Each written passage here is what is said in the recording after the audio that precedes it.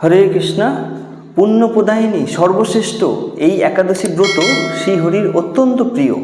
একাদশী ব্রত পালনে যে ফল লাভ হয় তা অশ্বমেধ ও বাজপেয় যজ্ঞ দ্বারাও তা হয় না, এবং একাদশী ব্রত পালনকারীকে দেবরাজ ইন্দ্রও অনেক সম্মান করেন। এবং একাদশী ব্রতে ভাগবত শ্রবণে পৃথিবীদানে ফল লাভ হয়, এবং অনাহারে থেকে হরিনাম হরিকথা রাত্রি জাগরণে একাদশী পালন করা আমাদের কর্তব্য। এবং কেউ যদি একাদশী ব্রতে শুধু উপবাস করে তাতেও বহু ফল পাওয়া যায়। এবং শুদ্ধ ভক্তরা এই দিনে একাদশ ইন্দ্রিয়কে শ্রীকৃষ্ণে সমর্পণ করেন। এবং একাদশীর দিনে শস্য মধ্যে সমস্ত পাপ অবস্থান করেন। তাই চাল, ডাল, আটা, ময়দা, সুজি, সরিষা আদি জাতীয় খাদ্যদ্রব্য আমাদের একাদশীর দিনে বর্জন করা উচিত। এবং নির্জলা উপবাসে অসমর্থ ব্যক্তি জল, দুধ, ফলমূল, এমনকি আলু, কাঁচকলা, পেঁপে, ঘি বা বাদাম তেল অথবা সূর্যমুখী তেলে রান্না করে সেটাকে অনুকল্প প্রসাদ হিসেবে গ্রহণ করতে পারেন। এবং রবি শস্য ধান, গম, ভুট্টা, ডাল, সরিষা ও সয়াবিন তেল অবশ্যই বর্জনীয়। দশমী বিদা একাদশীর দিন বাদ দিয়ে দ্বাদশী বিদা একাদশী ব্রত পালন করতে হয়।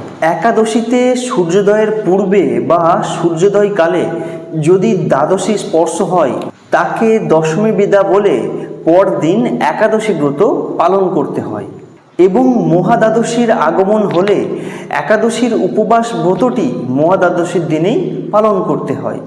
একাদশী ব্রত করে পরের দিন উপযুক্ত সময়ে শস্য জাতীয় প্রসাদ গ্রহণ করে একাদশী পালন করতে হয়।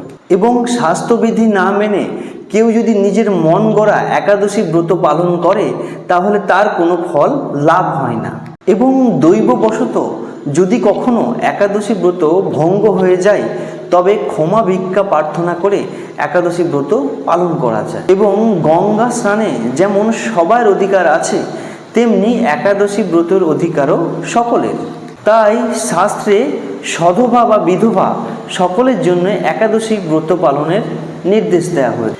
এবং যারা সধবার একাদশী পছন্দ করেন না শাস্ত্রে তাদের বিষ্ণুদ্রোহী বলা হয়েছে।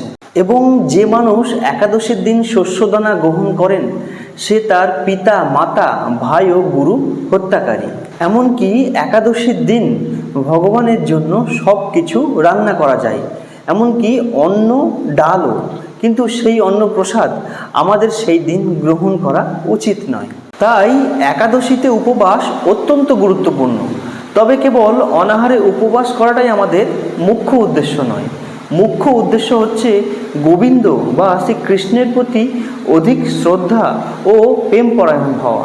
তাই একাদশীতে ব্রহ্ম মুহূর্তে স্নান করে শ্রীহরির মঙ্গল আরতিতে আমাদের অংশগ্রহণ করা উচিত। এবং শ্রীহরির পাদপদ্মে প্রার্থনা করতে হয় যে, হে কৃষ্ণ, আজ যেন এই মঙ্গলময়ী একাদশী সুন্দরভাবে পালন করতে পারি। এবং একাদশীতে গায়ে তেল মাখা, সাবান মাখা, পরচর্চা, পরনিন্দা, মিথ্যা ভাষণ, দিবানিদ্রা এবং সাংসারিক আলাপ আলোচনা থেকে দূরে থাকতে হয়। এবং এই দিন গঙ্গা আদি তীর্থে স্নান করলে অনেক ফল লাভ হয়। এবং একাদশী সংকল্প মন্ত্রটি হলো একাদশং নিরাহার স্থিত অহম অপরি অহনি বক্ষ্যামি পুণ্ডরীকাক্ষ শরণাং মে ভবচ্যুত। ও পারণ মন্ত্রটি হলো অজ্ঞানতিমিরান্ধস্য ব্রতে না নেব কেশব পশ্চিত সমখনাথ জ্ঞান দৃষ্টি প্রদভব। হরে কৃষ্ণা।